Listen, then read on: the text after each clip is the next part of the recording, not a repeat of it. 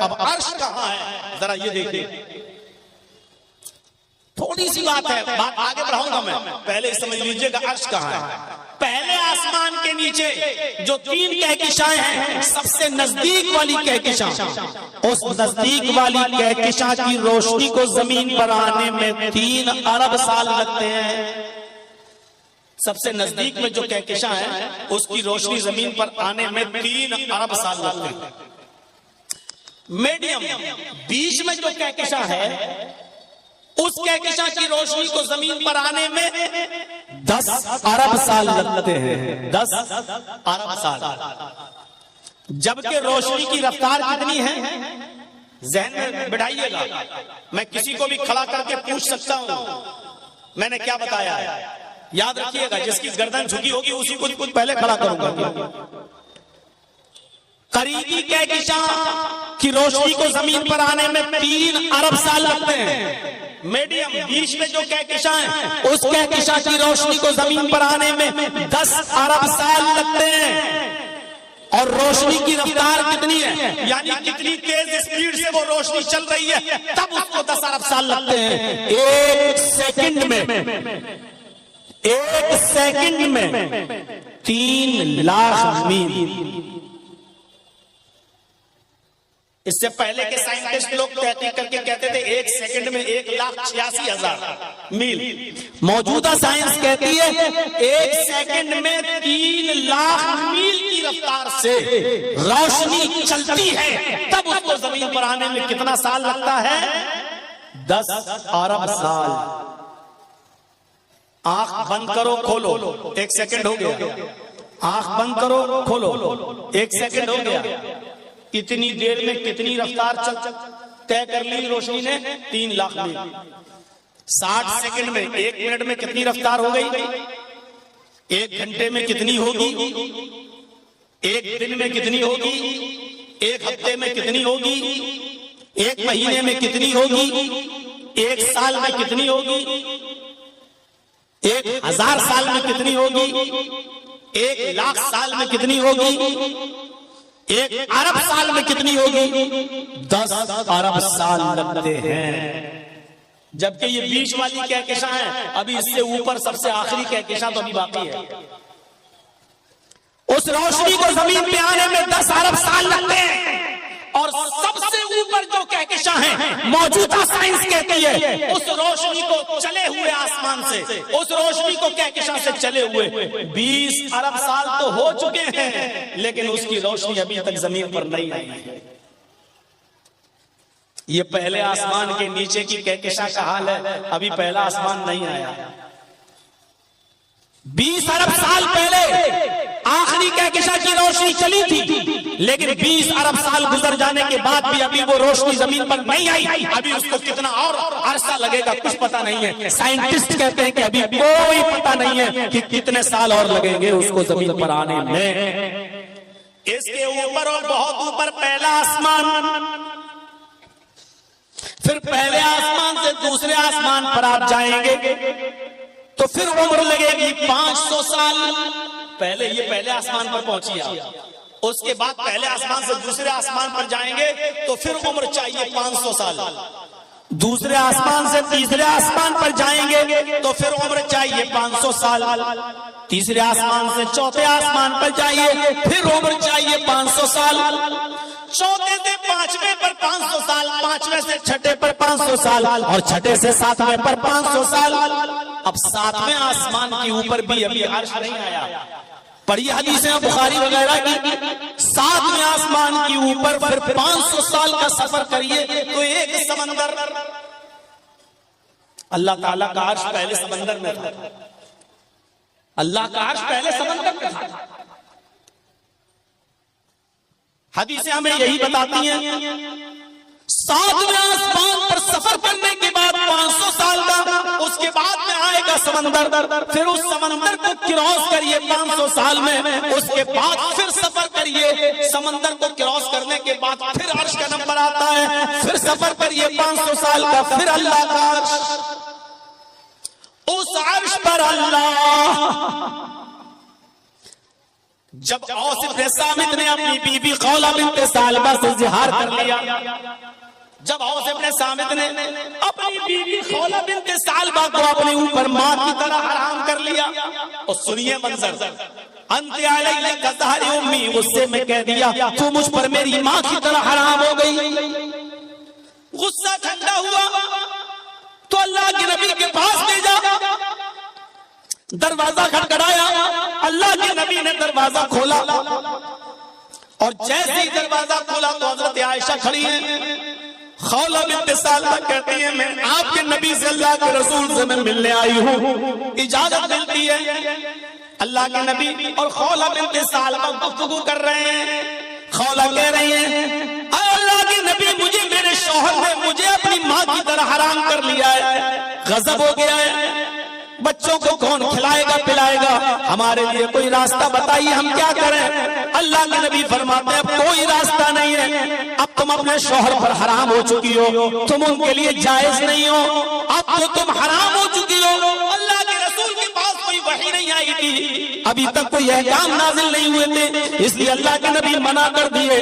حضرت عائشہ فرماتی ہیں میں اسی حجرے میں، اسی کمرے میں، کونے میں بیٹھی ہوئی تھی، مشکل سے 2-3 میٹر کی 2-3 گز کی دوری ہوگی، 2-3 گز کتنا ہوا، جیسے یہ موبائل اسٹینڈ لگا ہوا وہاں، اور یہاں حضرت عائشہ کہتی ہے میں بیٹھی ہوئی تھی وہاں، اللہ کے نبی اور خولہ بنت ثعلبہ باتیں کر رہی ہیں، وہ دونوں اتنی آہستہ باتیں کر رہے ہیں، وہ دونوں اتنی آہستہ گفتگو کر رہے ہیں کہ لم اسمع کلامہما، کہ ان دونوں کی گفتگو کو میں سن نہیں پا رہی تھی، ان دونوں کی آواز مجھے سنائی نہیں دے رہی تھی، مجھے پتہ نہیں کہ وہ دونوں کیا بول رہے ہیں، کیا باتیں کر رہے ہیں، خولہ کیا شکایت کر رہی ہیں اور اللہ کے نبی کیا جواب دے رہے ہیں۔ فرماتی ہیں کہ ان دونوں کی گفتگو کو میں سن نہیں پا رہی تھی، آسمان سے جبرائیل آئے، فرمایا اے محمد صلی اللہ علیہ وسلم، جس گفتگو کو تمہاری بیوی نہیں سن پا رہی ہے، حضرت عائشہ کو پتہ نہیں ہے کہ وہ دونوں کیا باتیں کر رہے ہیں، اس عورت کی گفتگو کو اللہ نے سن لیا۔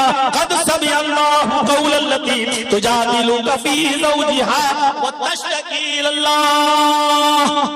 اے محمد صلی اللہ علیہ وسلم، اللہ نے اس عورت کی فریاد کو سن لیا، اللہ نے اس عورت کی دعا کو سن لیا جو آپ سے اپنے شوہر کے بارے میں بات کر رہی تھی اور بحث کر رہی تھی، تکرار کر رہی تھی، اور آپ سے کہہ رہی تھی کوئی راستہ نکالو۔ آپ کی بیوی عائشہ تو سن نہیں پا رہی ہے، اسی کمرے میں لیکن سن نہیں پا رہی ہے۔ واللہ یسمع تحاورکما، اللہ تم دونوں کی گفتگو کو سن رہا تھا۔ آپ اندازہ لگائیے کتنی بلندی سے، کتنی اونچائی سے۔ ابھی پہلے آسمان کی دوری بتائی میں نے نا، قریبی کہکشاں، میڈیم بیچ کی کہکشاں اور آخری کہکشاں، اس کے بعد پہلا آسمان، اس کے بعد دوسرا آسمان، تیسرا، چوتھا، پانچواں، چھٹا، ساتواں آسمان کے اوپر سمندر کے اوپر اللہ کا عرش، اتنی بلندی پر ہونے کے باوجود وہ کہہ رہا ہے کہ میں تم دونوں کی گفتگو کو سن رہا تھا۔ یہ ہے پاور، یہ ہے طاقت۔ وہاں لوگ کیا باتیں کر رہے ہیں جرجیز کے کانوں میں نہیں جا رہی ہے، اور جرجیز کیا بول رہا ہے آپ بھی بغیر مائک کے نہیں سمجھ پا رہے ہیں اور نہیں سن پا رہے ہیں۔ اس پنڈال کے باہر اس طرف عورتیں ہماری ماں بہنیں آئی ہوئی ہیں، بغیر مائک کے وہ بھی جرجیز کی آواز نہیں سن سکتی، کیونکہ سنانے والا بھی کمزور اور سننے والا بھی کمزور۔ لیکن اللہ کو جب کوئی پکارتا ہے تو پکارنے والا کمزور ہوتا ہے، سننے والی ذات کمزور نہیں ہوتی۔ اقرأ باسم ربک الذی خلق، پڑھو اس رب کے نام سے۔ سب سے پہلے تعلیم رب کی پہچان کی دی جا رہی ہے، اللہ کی معرفت کی دی جا رہی ہے۔ آپ نے اپنی اولاد کو سب سے پہلے تعلیم کیا دی؟ ہر مسلمان غور کرے جو یہاں بیٹھا ہوا ہے، آپ اپنے بچوں کو تعلیم کیا دیتے ہیں؟ اللہ کے نبی فرماتے ہیں جب گھر میں بچہ پیدا ہو اور جب وہ تھوڑا تھوڑا بولنا شروع کرے تو اس کی زبان سے پہلا لفظ نکلواؤ اللہ اللہ اللہ۔ جب وہ تھوڑا سا اور بڑا ہو بولنے لگے تو اس کی زبان سے سب سے پہلے جملہ ادا کرواؤ لا الہ الا اللہ، لا الہ الا اللہ، لا الہ الا اللہ۔ پھر فرمایا جب وہ 7 سال کا ہو جائے تو اس کو نماز پڑھنے کا حکم دو، نماز کی طرف لے جاؤ، اس کی عادت ڈلواؤ نماز پڑھنے کی۔ 7 سال کا 7 سال کا جب ہو جائے تو اس کو نماز کے لیے لے کے جاؤ اپنے ساتھ، کبھی پڑھے گا کبھی چھوڑے گا، بہت زیادہ سختی کرنے کی ضرورت نہیں ہے، عادت ڈلوائیے، لیکن 3 سال تک پریکٹس کرانے کے بعد، 3 سال تک عادت ڈلوانے کے بعد اب جب اس کی عمر 10 سال ہو جائے تو پھر کسی بھی قیمت پر اب اس کو اپنے گھر پہ نہیں چھوڑیے، جیسی اذان ہو نماز کے لیے اس کو تاکید کیجیے، نہ پڑھے تو ماریے، نہ پڑھے تو پیٹیے، فَاضْرِبُوهُمْ، ان کو مار مار کر مسجد میں لاؤ نماز پڑھنے کے لیے۔ آپ کہیں گے صاحب بچہ پھر تو مار کے ڈر سے نماز پڑھے گا، آج کل بہت یہی تو سوال ہوتے ہیں نا، مولانا مدرسے میں جو بچے پڑھتے ہیں بیچارے اٹھنا تھوڑی چاہتے ہیں فجر میں، وہ تو استاذ کے ڈر سے نماز پڑھ لیتے ہیں۔ آپ کی بات اپنی جگہ پر صحیح ہے، لیکن اس کا مطلب کیا ہے کہ عادت ڈلوانا چھوڑ دیا جائے؟ نہیں، عادت ڈلوائی جائے گی، 7 سال سے لے کر 10 سال تک پریکٹس کراؤ، اور 10 سال کے بعد بھی نماز نہ پڑھے تو مارو، اور مار مار کے اس کو مسجد کی طرف لاؤ۔ ہم نے اور آپ نے اپنی اولاد کو تعلیم نہیں کی، میں یہ نہیں کہہ رہا ہوں کہ انگریزی تعلیم مت دیجیے، آج ضرورت ہے انگریزی تعلیم کی بھی، آج ضرورت ہے آپ کے بچوں کو فزکس کی بھی، آج ضرورت ہے کیمسٹری کی بھی، آج ضرورت ہے بایو کی بھی، آج ضرورت ہے ان تمام چیزوں کی، اور قرآن و حدیث میں کہیں منع نہیں ہے۔ اللہ کے رسول نے کہیں نہیں کہا کہ اپنی اولاد کو قرآن نہ پڑھاؤ، کہیں نہیں کہا کہ اپنی اولاد کو قرآن، یہ نہیں کہا کہ دنیا کی تعلیم نہ دو۔ بہت سے مولوی اسٹیج پہ آئیں گے اور کہیں گے دنیا چھوڑو، دنیا چھوڑو، دنیا چھوڑو، دنیا سے دور ہو جاؤ، دنیا سے بے رغبتی اختیار کرو، دنیا کے خلاف تقریر کریں گے، لیکن قرآن کہتا ہے کہ بغیر دنیا کے تم رہ نہیں سکتے ہو، بلکہ دنیا میں رہو تو دنیا بھی مانگو اور آخرت بھی مانگو، اور دعا سکھلائی اللہ تعالیٰ نے کہ تم یہ دعا مانگو، ربنا آتنا فی الدنیا حسنۃ وفی الآخرۃ حسنۃ وقنا عذاب النار، دنیا بھی مانگو اور آخرت بھی مانگو۔ اس سے صاف پتہ چلتا ہے کہ آپ کو اپنی اولاد کو مدرسے میں بھی پڑھانا ہے اور دنیا بھی تعلیم بھی دینا ہے، صرف اس کو مسجد کا امام بنا کر مت چھوڑو۔ مدرسے سے نکلا، پڑھ کے نکلا، بیچارہ اسٹیشن پر گیا، اس کو اپنے گاؤں کا ٹکٹ نکالنا ہے، دوسرے سے کہہ رہا ہے میرا فارم بھر دیجئے، اس بیچارہ دوسرا آدمی اس کا فارم بھر کے سمجھ رہا ہے لڑکا جاہل ہے، فارم نہیں بھر پاتا ہے، جاہل ہے۔ 8 سال مدرسے میں، 10 سال مدرسے میں پڑھنے کے بعد بھی ہمارے مدرسے کے بچوں کو ریزرویشن فارم بھرنا نہ آئے اور دنیا والوں کی نظروں میں وہ جاہل کہلائیں، تو یہ بھی ایسا بھی نہیں ہونا چاہیے۔ آج مدرسوں کو اتنا اسٹرانگ کریے میرے بھائیوں کہ وہاں کمپیوٹر کی بھی تعلیم۔ جرجیت صاحب کا ایک دور تھا جب آپ کے علاقے میں اور یہاں جب آتے تھے تو اٹیچی بھر کے کتابیں لایا کرتے تھے، اٹھتی نہیں تھی اٹیچی، 5 6 10 کتابیں بھر کے چلتے تھے، مطالعہ کرتے تھے، کبھی اس کتاب کو دیکھ کے تیاری کرتا ہے، کبھی اس کتاب کو۔ اور آج یہ زمانہ آ چکا ہے کہ کتابیں جرجیت صاحب کی الماری میں رکھی ہوئی ہیں اور موبائل میں وہ ساری کتابیں ڈاؤن لوڈ ہیں، ڈاؤن لوڈ۔ صرف ہمارے اس موبائل میں 20,000 کتابیں موجود ہیں، پوری ایک لائبریری ہے۔ اب اتنی بھاری اٹیچی لے کے چلنے کی ضرورت نہیں، کھولا اپنا سافٹ ویئر اور جو کتاب پڑھنا ہے، جو پیج دیکھنا ہے، صرف ایک لفظ لکھنا ہے، جیسے دیکھنا ہے الحمدللہ رب العالمین، یہ آیت قرآن میں کہاں ہے، بس الحمد ٹائپ کر کے کلک کیجئے، پوری آیت آ گئی الحمدللہ رب العالمین۔ اور الحمد کا لفظ پورے قرآن میں کتنی جگہوں پر آیا، پوری کی پوری ایک لسٹ آ گئی۔ آج زمانہ یہ ہے، اور آج موجودہ دور میں آپ کو اپنے مدرسوں کو اس طرح اسٹرانگ بنانا ہے اور مضبوط بنانا ہے کہ آپ کے بچے دین کی تعلیم بھی حاصل کریں اور کسی یونیورسٹی میں جائیں تو ان کو چیلنج دے سکیں اور ان کے چیلنجوں کو سن کر ان کو جواب بھی دے سکیں۔ میرے بھائیوں، مجھے وہ دور یاد ہے، اور آج بھی دور کو میں سوچتا ہوں تو فخر کرتا ہوں جب ایک بار دلی کے جامعہ ملیہ میں ہمارا فنکشن تھا اور مجھے مہمان خصوصی کے طور پر بلایا گیا تھا دلی کی جامعہ ملیہ میں، اور وہاں کے اسٹوڈنٹ سے جب میرا خطاب تھا تو جانتے ہو لاسٹ میں ادھر ٹائم دیا گیا تھا مجھے، تو ایک لڑکی آئی تھی جامعہ ملیہ کی، کمیونسٹ خیال کی تھی، شاید وہ کسی مذہب کو نہیں مانتی تھی، وہ آ کر اسپیچ میں کہتی ہے کہ اسلام 1400 سال کا پرانا ہو چکا ہے، اسلام کو بھی موجودہ حالات کے تحت بدلنا چاہیے، کچھ چینجنگ آنی چاہیے. ہر چیز جب پرانی ہو جاتی ہے تو اس کو ریجیکٹ کر دیا جاتا ہے اور اس کی جگہ پر نئی چیز لائی جاتی ہے. اس نے مثال دی کہ جب مکان پرانا ہو جاتا ہے تو اس کو گرا کر نیا مکان بنایا جاتا ہے. جب ٹیبل پرانی ہو جاتی ہے تو اس کی جگہ پر نئی ٹیبل آتی ہے. کتابیں پھٹ جاتی ہیں تو نئی کتابیں لی جاتی ہیں. مائک پرانا ہو جاتا ہے تو نیا مائک لایا جاتا ہے. ہر پرانی چیز کو ہٹا دیا جاتا ہے اور نئی چیز کو لایا جاتا ہے. لہذا اسلام بھی 1400 سال کا پرانا ہو چکا ہے. اسلام کے یہ احکام کہ چور کے ہاتھ کاٹو، زانی کو پتھروں سے مار مار کے سنسار کر دو بلاکاری کو، یہ 1400 سال پرانی باتیں ہیں جو پرانی ہو چکی ہیں. اب اسلام کو بھی چینج ہونا چاہیے، اسلام کو بھی بدلنا چاہیے. اور اس نے دوران تقریر یہ بھی کہہ دیا تھا کہ جرجی صاحب چیف گیسٹ کی حیثیت سے آئے ہیں، میں ان سے گزارش کروں گی کہ یہ لوگوں کو بتائیں اور ماڈرن ماحول کے حساب سے اسلام کو پیش کرنے کی کوشش کریں. یا تو اس کے باپ نے اس کو صحیح تربیت نہیں دی تھی یا پھر اس کا ذہن کہیں خراب تھا. بہرحال اس لڑکی کی تقریر ختم ہوئی، پھر 2-4 لوگ اور بولے اور لاسٹ میں جب میرا نمبر آیا تو میں نے آدھے گھنٹے کا ٹائم تھا، میں نے 15 منٹ 20 منٹ اور اسکول اور کالج کے بارے میں بولا. اس زمانے میں یہ موبائل کا زمانہ نہیں تھا اور یہ زمانہ نہیں تھا، ویڈیو نہیں بنتی تھی، آئیڈیو میں کوئی تقریر ہوگی ہمارے پاس. میرے پیارے ساتھیوں، اس زمانے میں پھر لاسٹ کے 10 منٹ کو میں نے لیا اور لینے کے بعد میں نے کہا کہ ہماری ایک بہن آئی تھی، وہ کہہ رہی تھی کہ اسلام کو بھی بدلنا چاہیے، 1400 سال پرانا ہو چکا ہے. ہماری سسٹر کو پتا نہیں اسلام قدرتی مذہب ہے، اسلام نیچرل ہے اور قدرتی اور نیچرل چیزیں نہیں بدلتی ہیں. مصنوعی چیزیں، آرٹیفیشل چیزیں بدلی جاتی ہیں، قدرتی چیزوں میں تبدیلی نہیں ہوتی ہے. ہماری سسٹر یہ بھول گئی. سڑک آرٹیفیشل ہوتی ہے، پرانی ہو گئی نئی بنے گی. آپ کی ٹیبل آرٹیفیشل ہے، پرانی ہو جائے گی نئی آئے گی.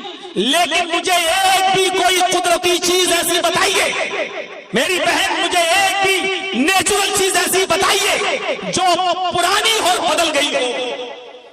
میں دیکھتا ہوں آم کا پیڑ آم دیتا ہے، امرود کا پیڑ امرود دیتا ہے، انگور کی بیل میں انگور لگتے ہیں، تربوز کی بیل میں تربوز لگتے ہیں. میں دیکھتا ہوں یہ طریقہ بہت دنوں سے چلا رہا ہے، بہت پرانا ہو چکا ہے. میری بہن، کیا آپ اس طریقے کو بدلنے کی بات کرو گی اور کیا اللہ سے کہو گی جو بھی تم کہتی ہو اوپر والے کو، کیا یہ کہو گے اے پربھو، اے ایشور، اے اللہ، یہ بہت پرانی چیزیں ہو گئی کہ آم سے آم، امرود سے امرود، انگور سے انگور پیدا ہوتا تھا، اب آم میں تربوز ہونا چاہیے، انگور میں بیر ہونا چاہیے اور ایپل کے پیڑ میں اب اورنج ہونا چاہیے. اب یہ پرانا ہو چکا ہے، اب کچھ جدت چاہیے اور نئی چیز چاہیے. چہرہ دیکھنے لگی، یہ کیا ٹاپک آ گیا. سوچ رہی تھی کہ مولانا کہیں گے کہ ہاں اسلام کو بھی موجودہ دور کے حالات بدلنا چاہیے. میں نے اس کو ایک ایسی مثال دی جس پہ ساری پبلک ہنس دی. میں نے کہا سسٹر، قدرتی چیزیں کبھی نہیں بدلی. سورج پورب سے نکلتا ہے ایسٹ سے، پشچم میں، ویسٹ میں ڈوب جاتا ہے. یہ طریقہ بھی بہت پرانا ہو چکا ہے. یہ تو اسلام سے بھی زیادہ پرانا ہے. یہ تو جس دن سے سورج کی تخلیق ہوئی اسی وقت سے ایسا ہو رہا ہے. میں کہتا ہوں کہ یہ بھی پرانا ہو گیا. اب کیا آپ کی عقل یہ کہتی ہے کہ آپ سورج کو ایسٹ کے بجائے ویسٹ سے یا نارتھ سے یا ساؤتھ سے نکلنا چاہیے؟ آپ کیا اس طریقے کو بدل سکتی ہیں؟ صرف دیکھے جا رہی ہے کہ بات کیا ہو رہی ہے. میں نے اس کو لاسٹ میں یہاں گھسیٹا. میں نے کہا سسٹر، یہ طریقہ بھی بہت پرانا ہو گیا ہے. ماں کے پیٹ سے پہلے بچہ پیدا ہوتا ہے، پھر دھیرے دھیرے جوان ہوتا ہے اور لاسٹ میں بوڑھا ہو کر مر جاتا ہے. ہم نے کہا یہ سسٹم بھی بہت پرانا ہو چکا ہے. کیا آپ اپنے گھر میں اپنے ماں بہن بیٹیوں سے اس سسٹم کو بدلنے کی بات کرو گی؟ کیا یہ کہو گی کہ اب ماں کے پیٹ سے بوڑھا پیدا ہونا چاہیے؟ کھلانے پلانے کی کیا ضرورت ہے؟ پہلے بوڑھا ہو، پھر دھیرے دھیرے جوان ہو، پھر بچہ ہو کے مر جائے. کیا تم یہ طریقے کو بدلنے کی بات کرو گی؟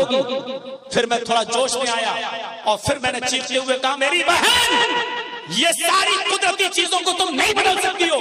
چلو اپنے کالج کے پروفیسر بیٹھے ہوئے ہیں تمہارے جامعہ ملیہ کے، ان سے کہیے کہ 2 2 4 اور 4 4 8 یہ پڑھاتے ہوئے تمہیں زندگی ہو گئی ہے، اور یہ طریقہ بھی بہت پرانا ہو چکا ہے. میتھمیٹکس کے اصول کو بدلیے، اب 2 2 3 اور 3 3 5 پڑھائیے. آپ کے کالج کے پروفیسر اس طریقے کو بدل کر دکھا دیں. اور جب یہ چیزیں نہیں بدل سکتی تو اسلام بھی نہیں بدل سکتا. اسلام قدرتی نظام ہے، اسلام کا نظام اللہ کی طرف سے ہے، اور قدرتی چیزوں میں تبدیلی نہیں ہوتی ہے. آپ کو اسلام لانا ہے تو وہی پرانی چیزوں پر عمل کرنا ہوگا. دنیا کہتی ہے کہ بہت ترقی کر رہی ہے، آگے کی طرف دیکھ. میں کہتا ہوں کہ تم 1400 سال پیچھے کی طرف دیکھو، بہت ترقی کر جاؤ گے. میرے پیارے ساتھیوں، جب تک قرآن کا نزول نہیں ہوا تھا، جب تک اس دنیا میں قرآن نہیں تھا، بایو نہیں تھی، قرآن نہیں تھا، سائنس نہیں تھی، قرآن نہیں تھا، فزکس نہیں تھی، قرآن نہیں تھا، کیمسٹری نہیں تھی، قرآن نہیں تھا، جغرافیہ نہیں تھا، قرآن نہیں تھا، بھگول نہیں تھا. یہ سارے علم دین ہے قرآن کے، کیونکہ قرآن ان تمام علوم سے بھرا پڑا ہے، اور قیامت کی صبح تک سارے علوم جو قرآن میں چھپے ہیں ایک ایک کر کے سامنے آتے رہیں گے. کیونکہ قرآن میں سائنس بھی ہے، قرآن میں ٹیکنالوجی بھی ہے، قرآن کے اندر فزکس بھی ہے، اور قرآن کے اندر کیمسٹری بھی ہے، قرآن کے اندر میتھ بھی ہے، قرآن کے اندر سائنس بھی ہے، قرآن کے اندر بہت کچھ ہے. قرآن ایک علم کا سمندر ہے، علم کا سمندر. اور اسی لیے تو اللہ کے نبی نے فرمایا خیرکم من تعلم القرآن وعلمہ، تم میں سب سے بہتر لوگ وہ ہیں جو قرآن کو خود سیکھتے ہیں اور دوسروں کو سکھاتے ہیں. میں یہ نہیں کہہ رہا ہوں فزکس پڑھنے اور پڑھانے والے اچھے نہیں ہیں، میں یہ نہیں کہہ رہا ہوں بایو پڑھنے اور پڑھانے والے اچھے نہیں ہیں، میں یہ نہیں کہہ رہا ہوں کیمسٹری پڑھنے اور پڑھانے والے اچھے نہیں ہیں، میں یہ نہیں کہہ رہا ہوں کہ وہ اچھے نہیں ہیں، میں یہ کہہ رہا ہوں سب سے اچھے لوگ وہ ہیں خیرکم من تعلم القرآن وعلمہ، بہتر لوگ وہ ہیں جو قرآن کو سیکھتے ہیں اور سکھاتے ہیں. اس لیے ایک باپ کا کردار اپنی اولاد کی تعلیم و تربیت میں نمایاں ہو. باپ کو چاہیے کہ ایک کردار ادا کرے، باپ کو چاہیے کہ ایک نمایاں رول ادا کرے. بغیر اس رول کے زندگی اپنے بچوں کی نہیں بنا سکتا ہے. آپ کو ایک واقعہ بتاؤں، ذرا سنیے گا. اب ہمارے پیچھے سے بزرگ لوگ اٹھنے شروع ہو گئے ہیں. آپ دھنیہ ہیں، آپ مبارکباد ہے کہ آپ نے 11:15 بجے ہم کو ٹائم دے دیا. 11:15 بجے ٹائم بہرحال بہار کی سرزمین پہ ملتا نہیں ہے. یہ میں خود تعجب کر رہا ہوں، میں بہت گہری نیند میں تھا. حاجی صاحب آئے، کہنے لگے آپ کا ٹائم ہو گیا. میں نے گھڑی دیکھی، میں اٹھا، میں نے کہا ہو گیا.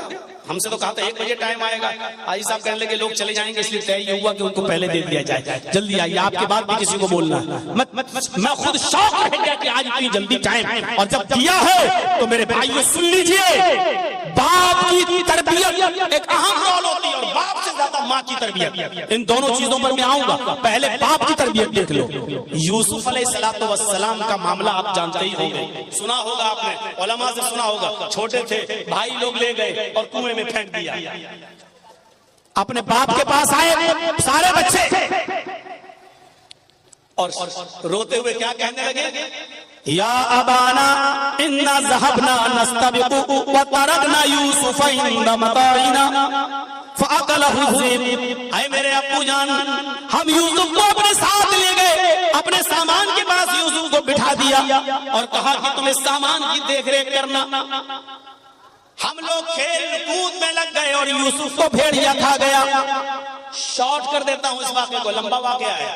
یوسف علیہ السلام کنویں میں پھینک دیے گئے. ایک قافلہ آیا، پانی نکالنا چاہتا تھا، جھانک کے دیکھا تو لڑکا یوسف اپنے قافلے والوں سے کہا یا بشرا ھذا غلام، اے قافلے والوں خوشخبری ہو، ہمیں تو بچہ مل گیا. اٹھایا جلدی سے اس بچے کو، کہنے لگے جلدی اس کو لے چلو، مصر کے بازار میں بیچو. جو چیز فری میں مل جاتی ہے اس کو جلدی سے آدمی ہٹانا چاہتا ہے تاکہ کوئی اصل مالک نہ آ جائے، ہمیں کچھ نہ ملے. آپ لوگ تو جانتے ہی ہوں گے نا، چوری کا موبائل 20,000 کا 4,000 میں بھی بک جائے تو جلدی جائے، جو ملا وہ تو آ جائے. اور اس معاملے میں ہم نے کلیا چک کا علاقہ دیکھا ہے، 20,000 کے موبائل 2,000 روپے میں بھی جلدی سے. تو چوری کا مال آدمی جلدی سے نکالنے کی کوشش کرتا ہے. اب یہ بچہ جو ان کو کنویں میں ملا، اس کا اصل باپ نہ آ جائے کہیں یہ بچہ لینا لے، اس کو بیچ دو پہلے۔ تو حضرت یوسف علیہ السلام کو بیچ دیا گیا مصر کے بازار میں۔ اور یہ تو آپ جانتے ہیں کہ وہ کتنے خوبصورت تھے، ان کی خوبصورتی کا ذکر قرآن میں آیا ہے، لیکن بکے کتنے میں؟ ان کی قیمت کیا لگی مصر کے بازار میں؟ وَشَرَوْهُ بِثَمَنٍ بَخْسٍ دَرَاهِمَ مَعْدُودَةٍ، یہ ہے ان کی قیمت۔ وَشَرَوْهُ بِثَمَنٍ بَخْسٍ دَرَاهِمَ مَعْدُودَةٍ، چند کھوٹے سکوں میں بیچ دیے گئے، چند کھوٹے سکوں میں بیچ دیے گئے۔ چلے بادشاہ مصر کے گھر میں آئے، بادشاہ نے اپنی بیوی سے کہا، بہت سے لوگ نام لیں گے زلیخا، کسی صحیح حدیث میں نہیں آیا، اس لیے جب نام آیا نہیں تو ہم نام لیں گے نہیں، ہم سب یہی کہیں گے بادشاہ کی بیوی۔ بادشاہ مصر نے اپنی بیوی سے کہا، کھلاؤ پلاؤ پالو پوسو بڑا کرو، بڑا ہوگا ہماری کوئی اولاد نہیں، ہم اس کو اپنا بیٹا بنا لیں گے، یا یہ آگے چل کر ہم کو کوئی فائدہ پہنچائے گا۔ دیکھ ریکھ ہوتی رہی، کھلاتی رہی، پالتی رہی، پوستی رہی، بڑا یوسف بڑے ہو گئے، جوان ہو گئے، بالغ ہو گئے۔ اب ایک اور امتحان، ادھر بالغ ہوئے، ادھر بادشاہ کی بیوی کا ہی دل آ گیا یوسف۔ نبی بننے سے پہلے امتحان دیکھیے، بادشاہ مصر کی بیوی کا دل آ گیا۔ یوسف تو ورگلانے لگی، بہکانے لگی، اپنی طرف مائل کرنے لگی، یوسف بچتے رہے، بہانہ کرتے رہے، بچتے رہے۔ دھیرے دھیرے چرچا ہو گیا عورتوں میں، مصر کی عورتوں میں چرچا ہو گیا۔ اور چرچا کیا ہوا؟ دیکھو بادشاہ کی بیوی غلام کو دل دے بیٹھی، بادشاہ کی بیوی نے غلام کو دل دے دیا۔ اور عورتوں میں چرچا جب ہوتا ہے نا تو بہت خطرناک چرچا ہوتا ہے۔ کوئی بات آپ کو جلدی سے پورے علاقے میں پھیلانا ہو تو دو چار عورتوں کو بتا دو، شام نہیں ہوگی پھیل جائے گی۔ عورتوں میں چرچے بہت جلدی ہوتے ہیں۔ وہ ایک واقعہ سنا ہے، ایک آدمی دیکھنا چاہتا تھا کہ میری بیوی کا پیٹ کتنا مضبوط ہے، اس کا ہاضمہ کیسا ہے، کوئی بات اپنے دل میں رکھ پاتی ہے، سنبھال کر کے نہیں رکھ پاتی۔ ایک دن گیا اور تربوز کاٹ کے لایا اور تربوز کو دوپٹے سے ڈھک دیا۔ تربوز لال رنگ کا تھا، اس نے دوپٹے سے تربوز کو ڈھک دیا اور لال رنگ نے اس دوپٹے کو لال کر دیا، اور ایسے لے کر وہ اپنے گھر میں گھسا۔ اس کی بیوی نے کہا یہ کیا ہے؟ اس نے کہا چپ چپ، وہ گیا اور الماری میں اس نے تربوز رکھ دیا کٹا ہوا تھا۔ بیوی نے کہا کیا ہے؟ دکھاؤ مجھے کیا ہے، کیا لے کے آئے ہو؟ اس نے کہا دیکھو تم میری بیوی ہو، تمہیں ہم صحیح سے بتا دیتے، بیوی سے کوئی بات چھپانی نہیں چاہیے۔ ایک آدمی سے لڑائی ہو گئی تھی میری، میں نے اس کی گردن کاٹ دی، میں نے اس کا سر قلم کر دیا، اور دن میں ہم اس کے گردن کو پھینک نہیں سکتے، کہیں پولیس پکڑ لے گی، اس لیے رات جب ہو جائے گی تب ہم ندی میں پھینکنے جائیں گے اس کا سر۔ تم چپ رہو، کسی کو بتانا نہیں۔ نہیں میرا آدمی پھنس جائے گا، میں کیوں بتاؤں گی کسی کو؟ نہیں ٹھیک چلیے۔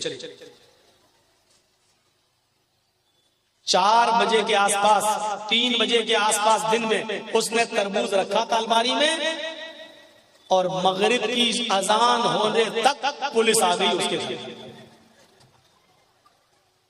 پولیس چھاپا مارا، اس نے کہا کہاں جا رہے ہو؟ کہا مجھے پتا چلا ہے کہ تم کسی آدمی کی گردن کاٹ کر لائے۔ گھر کھولو، لیڈیز پولیس بھی تھی ساتھ میں، پورا گھر چھان مارا، الماری کھولنے کی نوبت آئی۔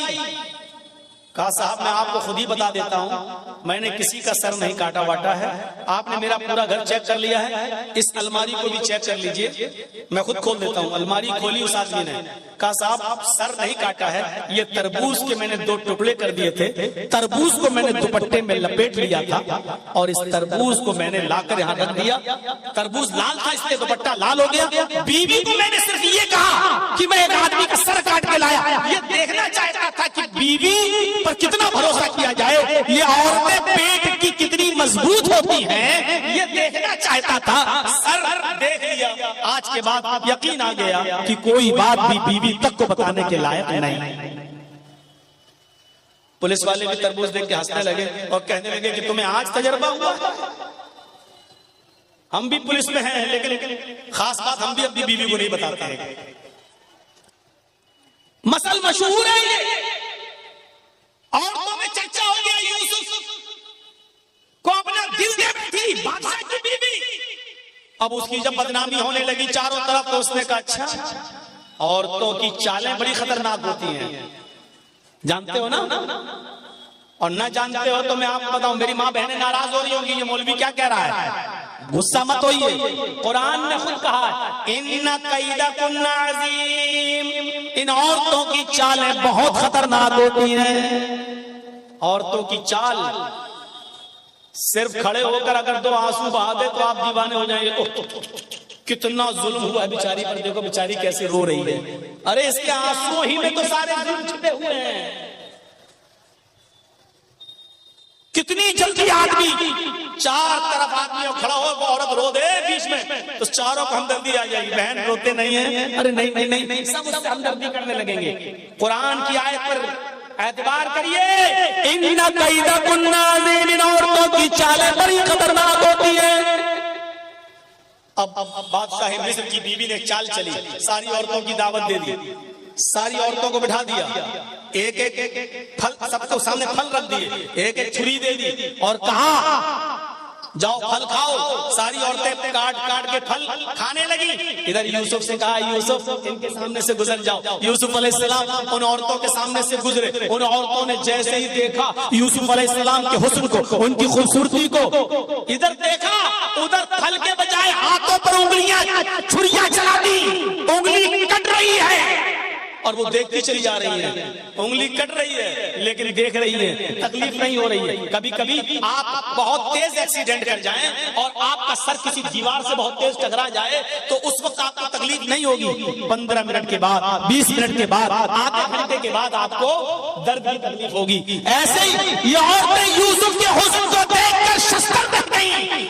ہاتھوں کی انگلیاں کٹ کٹ کے زمین پر گر رہی ہیں لیکن ان عورتوں کو تکلیف نہیں ہو رہی ہے. اور انگلی کٹی نہیں تھی، ایسے چھری چل گئی ہوگا، تھوڑی سی کٹ گئی نہیں. قطعنا ایدیہن، عربی زبان میں قطع یقطع کے معنی کاٹنا اور قطع یقطع قطع کے معنی ہوتا ہے ٹکڑے ٹکڑے کرنا. ان عورتوں نے اپنی انگلیاں کاٹی نہیں تھی بلکہ کٹ کٹ کے گرنے لگی، ٹکڑے ٹکڑے ہونے لگی. الفاظ کی زیادتی معنی کی زیادتی پر دلالت کرتی ہے. ان عورتوں کی انگلیاں کئی جگہ سے کٹی اور چیخ کر کہنے لگی ما ھذا بشرا، ما ھذا بشر، یہ کوئی انسان ہے ہی نہیں.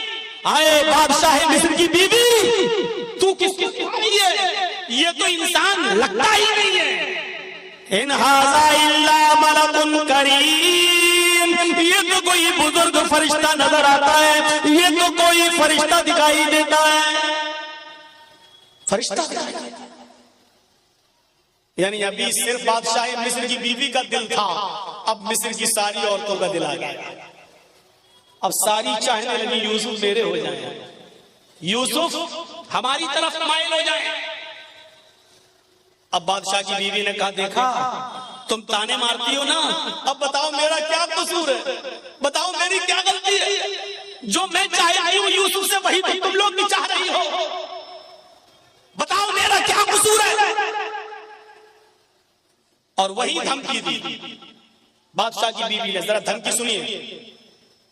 آئے عورتوں، آئے مصر کی مصر والیوں، اگر اس لڑکے نے، اس جوان نے، اس یوسف نے اگر میرا ارادہ پورا نہیں کیا، میری بات نہیں مانی، اشارہ آپ سمجھ رہے ہو، آئے مصر کی عورتوں، اگر یوسف نے میری بات نہ مانی، اگر میرا ارادہ پورا نہ کیا، میری بات نہ مانی اور میرے ساتھ وہ کام نہیں کیا جو میں چاہتی ہوں، اگر یہ میرے قریب نہ آیا تو اس کو سخت سے سخت سزا دلواؤں گی یا جیل کے اندر سڑوا دوں گی. جیل کے اندر سڑے گا، یہ جیل کے اندر اپنی پوری زندگی گزارے گا. جب یوسف علیہ السلام کو یہ دھمکی ملی کہ یہ کہہ رہی ہے اگر اس نے میری بات نہ مانی تو سخت سے سخت سزا دلواؤں گی یا جیل میں سڑا دوں گی، تو آسمان پہ نظریں ڈالی یوسف علیہ السلام نے اور اپنے رب کو پکار کر کیا فرمایا، رب السجن احب الی مما یدعوننی الیہ. اے میرے رب، اے میرے پروردگار، مجھے جیل کی زندگی زیادہ محبوب ہے، مجھے جیل میں جانا زیادہ پسند ہے، مجھے جیل میں رہنا زیادہ گوارا ہے، میں جیل میں پوری زندگی सुधार लूंगा, मुझे जेल में जाना ज्यादा महबूब है, पसंद है, लेकिन वो काम करना मैं तैयार नहीं, वो काम गवारा नहीं जिस काम के लिए ये औरतें मुझे बुला रही हैं। यानी एक नहीं बुला रही थी, कई औरतें बुला रही थी सारी। तो क्या आय अल्लाह, जेल में जाना पसंद है लेकिन वो काम करना पसंद नहीं जिसकी तरफ ये मुझे बुला रही हैं। यदऊननी इलैहि, जमा मुअन्नस गायब बसेगा, एक औरत नहीं कई औरतें थी जो ये कह रही थी यूसुफ हमारे पास आ जाओ। और यूसुफ ने कहा अल्लाह, मुझे जेल जाना पसंद है लेकिन वो काम करना पसंद नहीं है जिस काम के लिए ये औरतें मुझे बुला रही हैं। अब तेरी मदद मुझे चाहिए, और मदद क्या चाहिए? व इल्ला तस्रिफ अन्नी कैदहुन्ना, इनकी चालों से मुझे बचा ले। अगर तूने मुझे इनकी चालों से न बचाया, अगर तूने मुझे इनकी चालों से महफूज न रखा, अस्बु इलैहिन्ना, तो मैं भी इनकी तरफ माइल हो जाऊंगा, मैं इनकी चालों में फंस जाऊंगा, मैं इनकी चालों में गिरफ्तार हो जाऊंगा। व अकुम मिनल जाहिलीन, और जाहिलों नादानों में मेरा शुमार हो जाएगा। यानी औरतों की चालों से बचने के लिए यूसुफ अलैहिस्सलाम भी दुआ कर रहे हैं अल्लाह से कि अल्लाह, मैं जेल में चला जाऊंगा ये पसंद है, लेकिन वो काम करना पसंद नहीं है जिसकी तरफ ये मुझे दावत दे रही है। हाँ, लेकिन तू मुझे इनकी चालों से बचा ले। पता नहीं कौन सी चालें हैं, पता नहीं कैसी कैसी चाल ये इस्तेमाल करके मुझे अपनी तरफ माइल करना है। इसलिए मेरे परवरदिगार, तू मुझे बचा। और फिर भी यूसुफ अलैहिस्सलाम चाल से बच नहीं सके। कहा यूसुफ एक काम है। अच्छा चलो, काम है, मैं तो खरीदा हुआ गुलाम हूँ इनका, बात मानना पड़ेगी, आओ इधर आओ। वो यूसुफ को ले गई, दरवाजा बंद कर दिया, दूसरे कमरे में ले गई, उसका दरवाजा बंद कर दिया, एक और कमरे में ले गई, उसका दरवाजा बंद कर दिया। वग़ल्लक़तिल अब्वाब, एक नहीं कई दरवाजे थे बंद कर दिए, और आखिरी वाले रूम में ले जाकर कहा यूसुफ आओ, आज तन्हाई है, मौका है, कोई नहीं है, आओ। मैं कब से तुम्हारे बड़े होने का और बालिग होने का इंतजार कर रही थी, आओ, तुम्हारी खूबसूरती और हुस्न ने मुझे तुम्हारा दीवाना कर दिया है, आओ मेरी तरफ आओ। यूसुफ अलैहिस्सलाम ने कहा माअज़ल्लाह, अल्लाह की पनाह, क्या इसीलिए तुम मुझे यहाँ लेकर आई हो? वहां से भागते औरत के पीछे पीछे भागती है, पहले दरवाजे से भागने में कामयाब हो गए, दूसरे दरवाजे पे पहुंचे, औरत के पीछे पीछे भाग रही है, दूसरे दरवाजे से निकलने में कामयाब, तीसरे दरवाजे पर पहुंचते हैं, दरवाजा पकड़ के खोल ही रहे हैं कि पीछे से औरत आती है और उनकी कमीज पकड़ के खींचती है, पीछे से कमीज फट जाती है, पीछे से कुर्ता फट जाता है। यूसुफ अलैहिस्सलाम का पीछे से कुर्ता फटता है, सामने का दरवाजा खुलता है, दरवाजा खुलता तो क्या देखते हैं, उस औरत का शौहर खड़ा है, बादशाह सामने खड़ा है। इस औरत ने फौरन इल्जाम लगाते हुए फरमाया, आए मेरे सरताज, आए मेरे शौहर, जो तुम्हारी बीवी पर गलत नजर डालकर उसके साथ बुरे काम के इरादे से अंदर दाखिल हो जाए, बताओ उसकी सजा क्या होनी चाहिए सिवाय जेल के? मक्र फरेब करके यूसुफ अलैहिस्सलाम को जेल पहुंचा। मुफस्सिरीन का इख्तिलाफ है, किसी ने लिखा 7 साल जेल में रहे, किसी ने लिखा 10 साल जेल में रहे, बहरहाल एक लंबी मुद्दत जेल में काटी। ख्वाब की ताबीर का इल्म दिया गया, इधर मिस्र में कहत पड़ गया, बादशाह बड़ा परेशान, बताया गया ख्वाब की ताबीर के बारे में, ये जेल में एक नौजवान है जो बताता है। बहरहाल बादशाह ने कहा उसको वहां से आजाद करो, जो ख्वाब की ताबीर बताता है वही उसका इंतजाम भी करेगा। और उनको जेल से निकाला गया और मुल्क मिस्र का बादशाह बना दिया गया। जब मुल्क मिस्र का बादशाह बनाए गए, यूसुफ अलैहिस्सलाम मिस्र के बादशाह बन गए, तो यूसुफ अलैहिस्सलाम के पास एक कमीज थी। अब आप गौर करो, छोटे से थे, कुएं में डाले गए, फिर बेचे गए, फिर बड़े हुए, मुख्तलिफ मराहिल से गुजरे, 10 साल 7 साल या 10 साल जेल में रहे, जितने साल वो अपने माँ बाप से दूर रहे। अब जब मिस्र के बादशाह बने तो अपने बाप के पास एक आदमी को भेजा, कुर्ता था अपना, कमीज ये उतारी और दिया कि लो इस कुर्ते को फला फला बस्ती में ले जाओ, और याकूब नाम का एक बूढ़ा आदमी तुम्हें मिलेगा, ये कमीज उस बूढ़े आदमी को दे देना, वो पहचान लेगा ये कमीज किसकी है।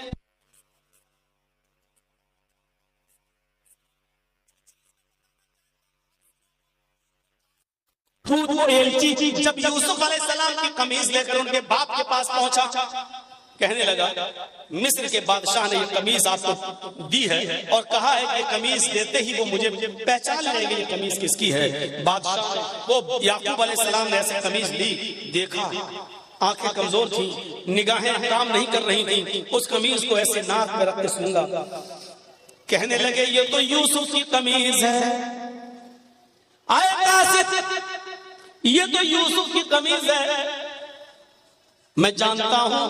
ابھی یہ نہیں بتایا کہ وہ میرا بیٹا ہے، اور ادھر یوسف نے نہیں بتایا کہ یعقوب میرے باپ ہے۔ یہ قمیض تو یوسف کی ہے۔ کہا جی انہوں نے دے کے بھیجا ہے مجھے۔ تو یعقوب علیہ السلام نے جو پہلا سوال کیا اس سوال پر غور کرو۔ اپنے بچوں کو پڑھاتے ہو نا، سنو، یوسف علیہ السلام نے جو پہلا سوال کیا وہ سوال کیا تھا؟ کیف ترکتہ، تم نے یوسف کو کس حال میں چھوڑا؟ تم نے یوسف کو کس حال میں چھوڑا؟ قاصد نے جواب دیا ترکتہ ملک مصر، میں نے تو ان کو ملک مصر کا بادشاہ دیکھا ہے، یعنی وہ تو اس وقت بادشاہ ہے ملک مصر کے۔ کس حال میں چھوڑا؟ کیا وہ تو بادشاہ ہے مصر کے؟ یہ قمیض بادشاہ نے دی، مصر کے بادشاہ نے۔ یعقوب علیہ السلام کی آنکھوں میں آنسو، پڑھیے تفسیر ابن کثیر اور معالم التنزیل۔ یعقوب علیہ السلام نے روتے ہوئے کہا لا اسألکم عن ھذا، نہیں تم سمجھے نہیں، میں یہ نہیں جاننا چاہتا کہ وہ ایم ایل اے ہے، ایم پی ہے، راج سبھا کا سانسد ہے، چیف منسٹر ہے، پرائم منسٹر ہے، بادشاہ ہے، چیئرمین ہے، کیا میں یہ نہیں جاننا چاہتا؟ اگر آپ کو پتا چل جائے کہ آپ کا بیٹا چیف منسٹر ہو گیا کتنے خوش ہوں گے؟ آپ کو پتا چل جائے کہ آپ کا بیٹا M L A M P ہو گیا تو آپ کتنے خوش ہوں گے؟ یوسف علیہ السلام کے بارے میں جب ان کے باپ یعقوب کو پتا چلا کہ میرا بیٹا ملک مصر کا بادشاہ بن گیا تو خوش نہیں ہوئے؟ کیا کہتے ہیں؟ لا اسألکم عن ھذا، میرا بیٹا کیا بن گیا میں یہ نہیں جاننا چاہتا۔ ارے وہ کیا بن گیا مجھے یہ نہیں معلوم، میں یہ جاننا چاہتا ہوں۔ اسألکم عن ای دین ترکتہ، میں یہ جاننا چاہتا ہوں کہ تم نے اس آدمی کو کس دین پر دیکھا ہے، کس دین پر چھوڑا ہے، یعنی اس کا دین کیا ہے، اس کا مذہب کیا ہے۔ یعقوب علیہ السلام کو اتنے دنوں کے بعد بھی فکر ہوئی تو یہ ہوئی کہ میرے بیٹے یوسف کا دین کیا ہے، اس کا مذہب کیا، اس کی تربیت اچھی ہوئی کہ نہیں ہوئی، وہ اچھے ماحول میں پلا کہ نہیں پلا، ناکارہ تو نہیں ہو گیا۔ یعقوب علیہ السلام نے پوچھا اسألکم عن ای دین ترکتہ، تم نے اس کو کس دین پہ چھوڑا؟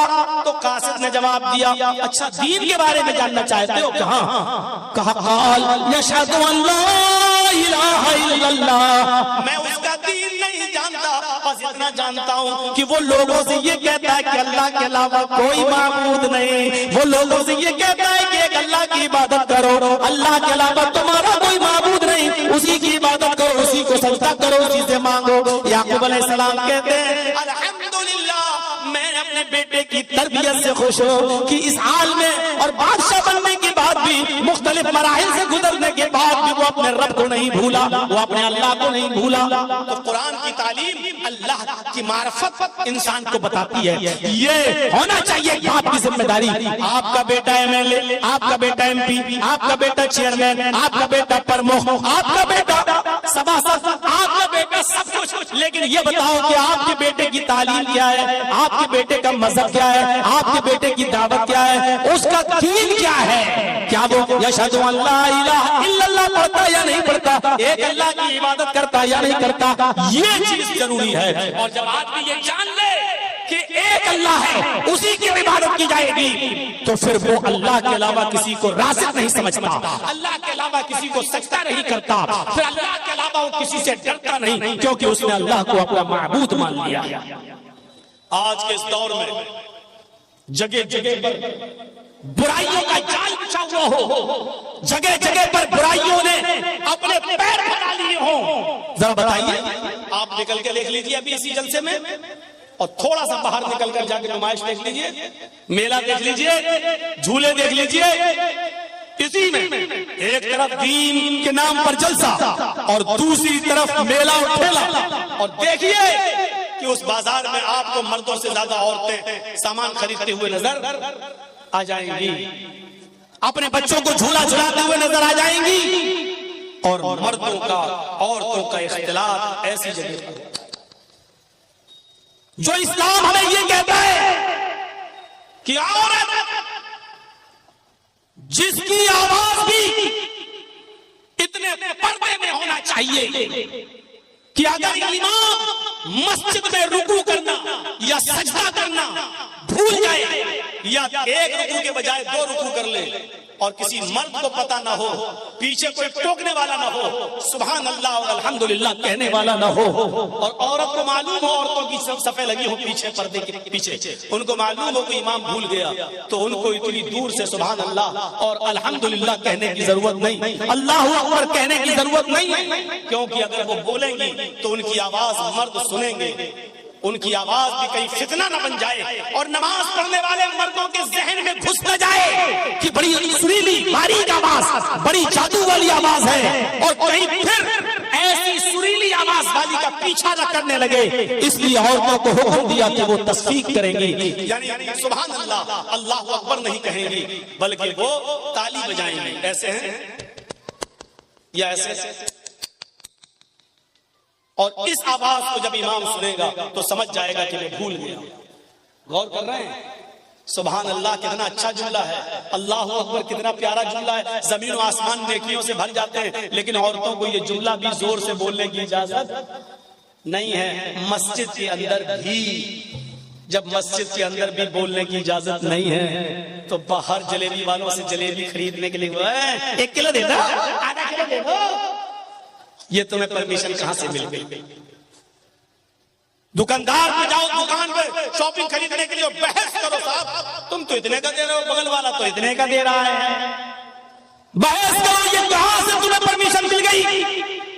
آج کے سریانیت کے دور میں قدم قدم پر میرے بھائیوں کو دور یاد کرو کہ ابو بکر صدیق نے صرف 1 کھجور کھا لیا تھا بس، اور جب اس کے غلام نے کہا کہ یہ کھجور تو میں کہانت کر کے لایا ہوں، کسی کو میں نے کہہ دیا تھا کہ تمہاری بیوی کو بیٹا ہوگا، آج اس کو بیٹا ہوا ہے تو وہ خوشی کا ہم کو دے گیا۔ اچھا یہ تو اللہ کو معلوم ہے بیٹا ہے کہ بیٹی ہے، تم نے کیسے بتا دیا؟ کہا وہ تو میں نے دھول میں لاٹھی ماری اور اس کے گھر میں بچہ پیدا ہو گیا۔ ابو بکر صدیق پانی پیتے گئے اور حلق میں انگلی ڈالتے گئے اور قے کرتے گئے، پھر انگلی ڈالی، پھر قے کیا، اور جب تک پورا کھجور تو کھا لیا تک نکال نہیں دیا تب تک سکون نہیں ملا، اور باپ نے کہا حرام کا 1 لقمہ اگر کوئی کھاتا ہے، 1 لقمہ، تو اللہ تعالیٰ اس کے دل کو سیاہ کر دیتا ہے، سیاہ کالا کر دیتا ہے، اور جب تک وہ توبہ نہ کر لے اللہ اس نقطے کو مٹاتا نہیں ہے، توبہ کر لیتا ہے تو نقطہ مٹا دیتا ہے، اور توبہ نہیں کرتا تو وہ نقطہ بڑھتے بڑھتے پورے دل کو کالا کر دیتا ہے۔